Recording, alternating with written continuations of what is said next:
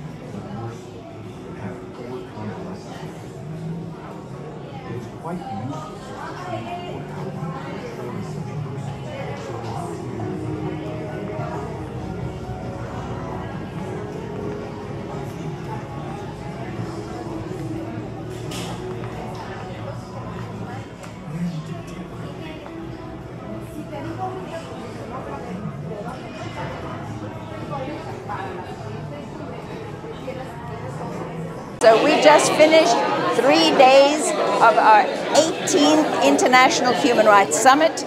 The first 2 days were at the United Nations headquarters. We have youth from more than 50 countries. Oh my goodness, the stories are fantastic. The deliberations, the panels was fantastic. And you hear all the noise here. We just finished our celebration and now everybody is going back home to improve human rights education in their communities. So I hope you will join us and you can watch the videos from the 2 days at the United Nations at humanrightssummit.com /live. Go there and watch what we've been talking about. Thank you very much. I'm Emma Sims. I'm the Executive Director of United for Human Rights. I'm Emma Ashton and I am the Executive Director of United for Human Rights.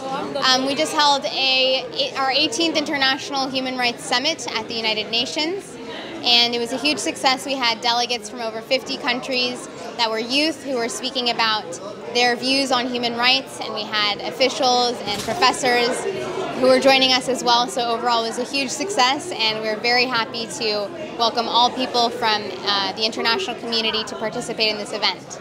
So anyone can find out about our materials and go to our website, which is humanrights.com.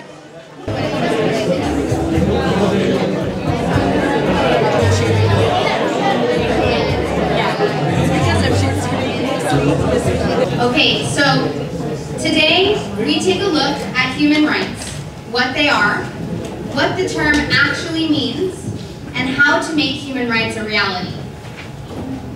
In fact, the majority of the world's population does not even know what human rights are and that they are entitled to them.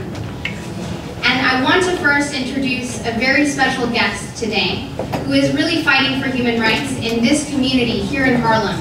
And that means a lot to us and we're very honored to have her here. So please help me welcome Queen Mother of Harlem.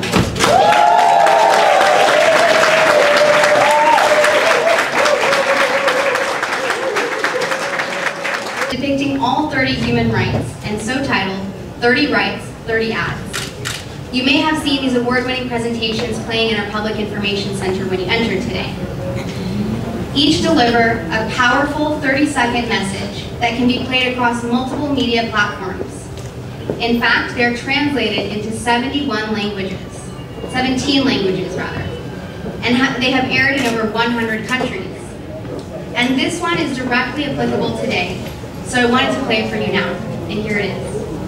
Hi, so my name is Etia Kofi. I'm Miss Cote d'Ivoire USA 2020. This is my first time attending the summit for the Youth Human Rights, and what were your impressions? So I love the fact that the youth were very involved in the summit. And I also love the fact that art, museums, and little things such as that could be used for advocating for human rights. One of the things that I've also learned is that there are multiple ways to advocate, and that you don't need too much, you don't need too little, but you need to start where you're from and where you're at, and then build up from there.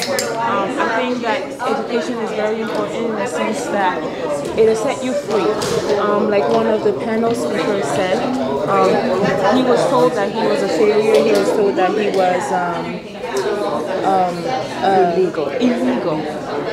And when he learned that he had the right to be documented, it changed his whole perspective on life and how he regarded himself. And I think that was a very good example of the benefits of education.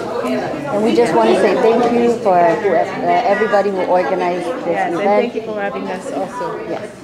Soy Ana Argüello y estoy aquí desde Human Rights 2024 compartiendo con muchas personas de diferentes áreas. Muy feliz, me llevo una experiencia grandiosa de compartir tantas experiencias de lo que se está haciendo hoy en día por los derechos humanos. Así que acompáñenme.